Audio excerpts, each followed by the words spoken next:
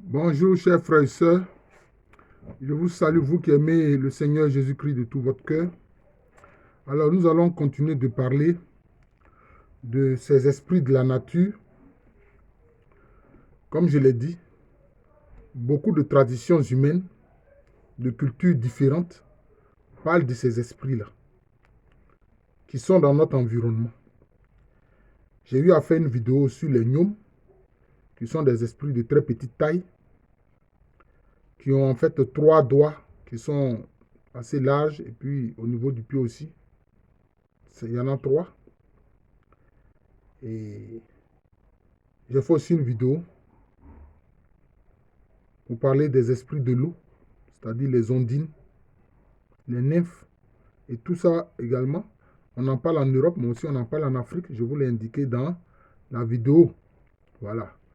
Quelquefois, comme je l'ai dit ici en Afrique, on leur donne le nom générique de Mami Wata, c'est-à-dire maman de l'eau.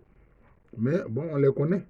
C'est à travers ça que dans nos sociétés dites traditionnelles, les esprits qui sont dans nos fleuves, dans nos rivières, font l'objet de vénération et que quelquefois même on donne les noms de ces fleuves et de ces rivières à des personnes. Voilà. Les gens qui s'appellent Bandama, Nzi, Tano, etc. Voilà, ça vient de là. Mais il faut savoir que en pays baoulé, à tous ces esprits-là, on leur donne le nom générique de Aseoussou. Aseoussou, c'est-à-dire les esprits de la terre, c'est-à-dire les esprits qui sont sur le globe terrestre, qui vivent dans notre environnement, mais qui sont dans l'invisible. Nous ne pouvons pas les voir avec les yeux du chair. Et c'est une réalité parce que même quand nous proclamons notre foi dans le symbole de Nicée-Constantinople, nous disons quoi? Nous croyons en Dieu qui a créé le ciel et la terre, l'univers visible et invisible. Ces êtres-là sont dans l'univers invisible. On ne peut pas les voir avec les yeux de chair. Voilà, on ne peut pas les voir avec les yeux de chair. Mais ils sont réels, ils existent réellement. Et je vous ai dit que plusieurs traditions en parlent. Des traditions européennes, africaines et même arabo-musulmanes. Ces êtres-là, dans les traditions arabo-musulmanes, on les appelle les djinns. C'est ceux-là qu'on appelle, on les appelle les djinns. Voilà. Alors, ayant fait donc une vidéo sur les gnomes, sont des esprits de la terre qui sont composés à 90% de l'élément terre, si bien que quand ils meurent, ils se fondent dans les éléments. Les ondines ou les nymphes, qui sont des esprits de l'élément eau, aussi presque composés à 90% de l'élément eau, quand ils meurent, ils se fondent dans l'élément eau. Ce sont des êtres en fait qui n'ont pas d'âme. Ils sont liés à leur élément. Voilà. Alors aujourd'hui, nous allons parler des esprits de l'air. Les esprits de l'air. Dans les traditions européennes, on les appelle les sylphes. On les appelle les sylphes. Ici aussi, en Afrique, nous les connaissons. Dans la tradition Agni, notamment Agni du Moronou, c'est-à-dire dans la région de Bongwanou, on les appelle Samlanganga. Les esprits de l'air souvent sont géants. Ce sont des géants. Ce sont des géants, les esprits de l'air. Ce sont des géants. Ce sont des géants. Ils peuvent faire 3 mètres, 4 mètres. Quelquefois même, leur taille peut ressembler un peu à la taille des poteaux électriques que nous avons là. Voilà, les poteaux électriques là, ils ont à peu près cette taille-là. Ce sont des géants. Donc vous voyez, les Européens là-bas les appellent les sylphes. Mais dans la tradition Agni du Moronou, de la région de Bongono, on les appelle Samlanganga. Ce sont des géants, les esprits de l'air, ce sont des géants. Mais leur élément constitutif, c'est quoi? À 90%, c'est l'air. C'est l'air. L'erreur de notre culture traditionnelle, c'est que nos ancêtres rendaient culte à ces esprits-là. Très souvent, surtout aux esprits de l'eau. Mais il y avait aussi des esprits de l'air. Il y avait aussi les esprits de l'air, auxquels certains rendaient culte. Ce sont ces esprits-là qui, je l'ai dit, dans la tradition arabo-musulmane, sont appelés djinns. Et ces djinns-là sont de différentes, je peux dire, de différentes natures. Il y en a qui sont de l'élément terre, de l'élément eau, de l'élément air, comme celui que nous sommes en train d'en parler. Ceux-là, ce sont les Samanganga. Les Baoulés les regroupent tout ça là sous le nom de Aséoussou. Tout comme les arabo-musulmans les regroupent sous le nom de djinn. Oui. L'erreur que les gens font, c'est qu'ils pensent que ces esprits-là peuvent leur faire du bien, peuvent leur apporter des choses qu'ils demandent. Or non. Je vous le dis, tous ces esprits-là sont en fait des anges déchus. Ce sont des anges déchus. Tous ces esprits-là, ce sont des anges déchus. Ceux qui sont de l'élément terre, de l'élément eau, de l'élément air dont je suis en train de parler. Les sylphes ou Samalanganga en Agni, ce sont des démons. Pourquoi? C'est eux qui ont été précipités sur terre. Voilà. Les anges qui ont été précipités là, devenus démons là, c'est eux, c'est tous ceux-là. Ils font partie de ceux-là. Alors, quand des êtres humains font l'erreur de leur solliciter des choses, ils font quoi? C'est un marchandage qu'ils demandent. Or, au plan spirituel, quand vous voyez quelqu'un qui fait un marchandage, sachez que c'est lié à l'esprit démoniaque. C'est pour ça que quand on voit des gens et dit oui, j'ai prié pour toi, donc il faut me donner quelque chose en retour. Vous savez que celui-là, il n'est pas de Dieu, il n'est pas du Christ. Oui, il n'est pas de Dieu, il n'est pas du Christ. Donne-moi telle chose, je vais prier pour toi. Et il y a des gens qui se disent des guides spirituels qui font ça. Voilà. Qui font ça. Or, le principe que le Seigneur donne, c'est quoi?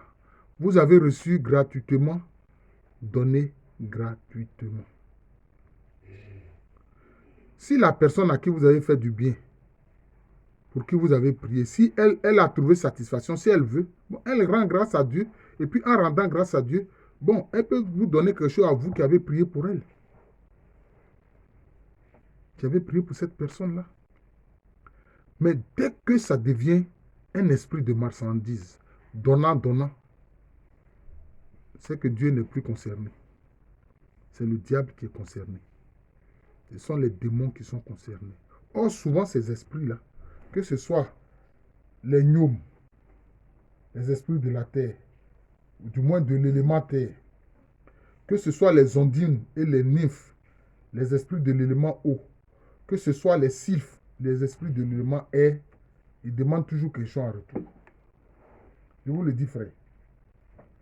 Donc, il ne faut même pas chercher à avoir des rapports avec ces êtres-là. Ils sont négatifs. Ils sont négatifs. Et souvent, je le dis, ceux qui font l'erreur d'aller voir ce qu'on appelle ordinairement les marabouts, alors que le terme même marabout à l'origine, ça veut dire un érudit en islam. Mais ce dont on parle, surtout en Côte d'Ivoire quand on parle de marabout, il ne s'agit pas d'érudits en islam. Il s'agit en fait de charlatans, des gens qui pratiquent le charlatanisme. Vous voyez? Et ils travaillent avec quoi? Ils travaillent justement avec ces esprits de la nature. Là. Ils travaillent avec ces esprits de la nature. Là. Vous voyez? Que dans la tradition arabo-musulmane, on a regroupé sous le nom de djinn. Oui.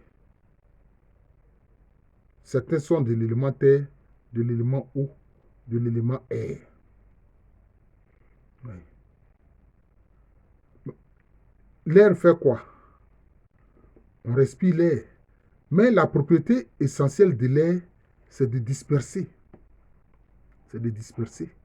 Quand vous brûlez l'encens et que la fumée monte, qu'est-ce qui se passe? L'air envoie ça un peu dans toutes les directions. C'est pour ça que l'air se charge de quoi? L'air peut se charger de chaleur, l'air peut se charger d'eau. Vous voyez? Si l'air est chargé d'eau, vous allez ressentir de la fraîcheur.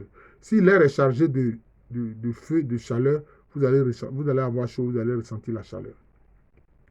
Mais ces sylphes-là, ou Samlanganga, dans la tradition Agni, tout cela, ce sont des démons. Ce sont des démons. Ce sont des démons.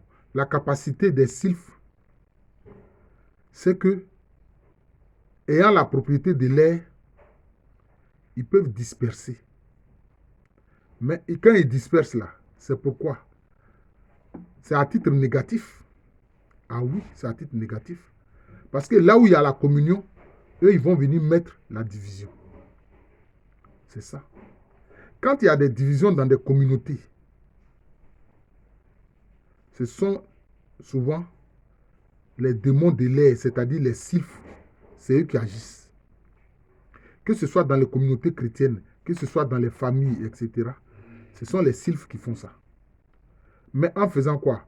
En influençant certaines personnes au plan mental. En influençant certaines personnes au plan mental. Vous voyez? C'est pour ça que, pour ne pas être sous l'influence de ces esprits, il faut demander à être rempli du Saint-Esprit.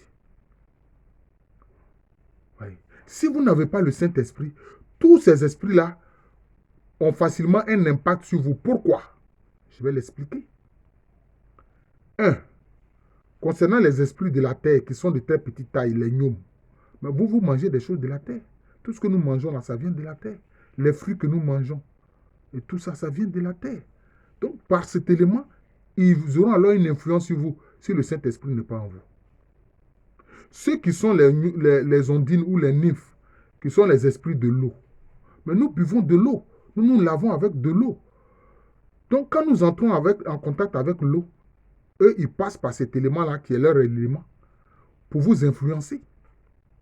Vous voyez? Pour vous influencer. C'est ça. Et souvent, ces esprits de l'eau-là, c'est eux qui font que souvent, beaucoup ont une vie sentimentale débridée. Une vie sentimentale débridée. Vous voyez? Maintenant, ceux qui sont les esprits de l'air, les éléments, les sylphes, les éléments principaux, c'est l'air. Ils sont composés à 90% de l'air. Donc, ils ont la capacité que l'air fait, c'est-à-dire disperser.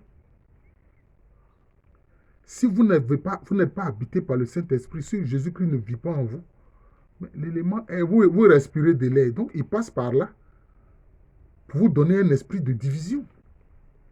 Oui, pour vous communiquer un esprit de division. C'est comme ça.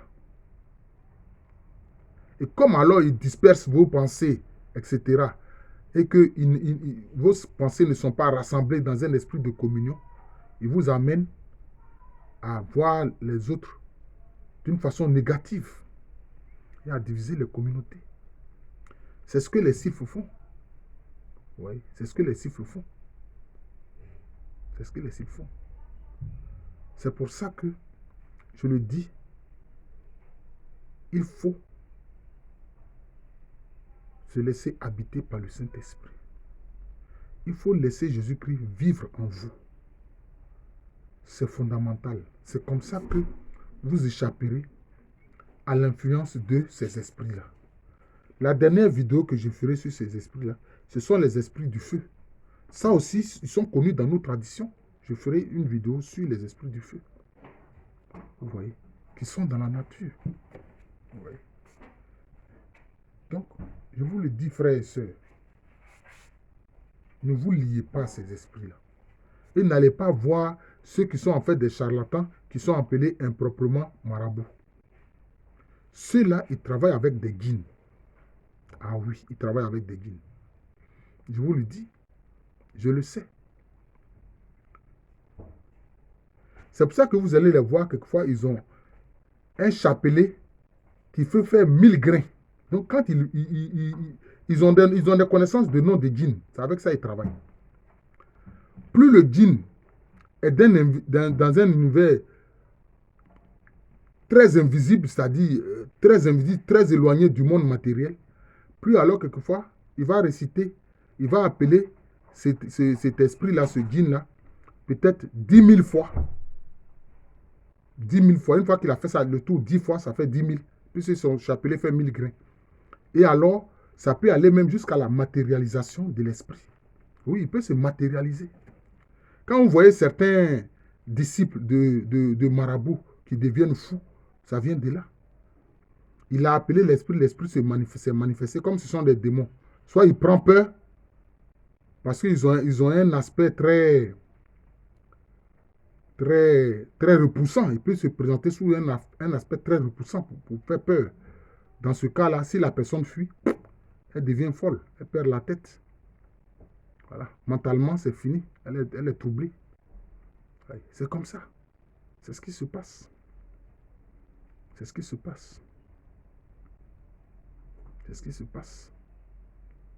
Donc, chers frères et sœurs,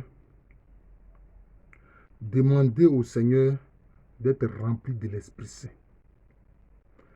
Demandez au Seigneur que le Seigneur Jésus-Christ vive pleinement en vous, qu'il prenne toute la place en vous. Pour que vous aussi, comme moi aussi, nous puissions dire, comme l'a dit et proclamé Saint Paul apôtre, ce n'est plus moi qui vis, c'est Christ qui vit en moi. C'est Christ qui vit en moi. Je vous le dis, quand j'ai fait la rencontre du Seigneur Jésus-Christ, c'est l'enseignement que Padre Pio est venu me donner. Me faire comprendre que Jésus-Christ, là, il veut vivre en moi. C'est fondamental.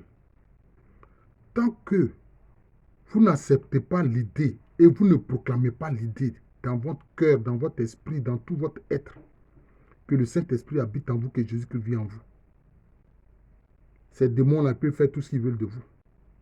Ils peuvent faire tout ce qu'ils veulent de vous. Même si vous allez à la messe, vous écoutez la parole de Dieu, etc. Ils peuvent faire tout ce qu'ils veulent de vous.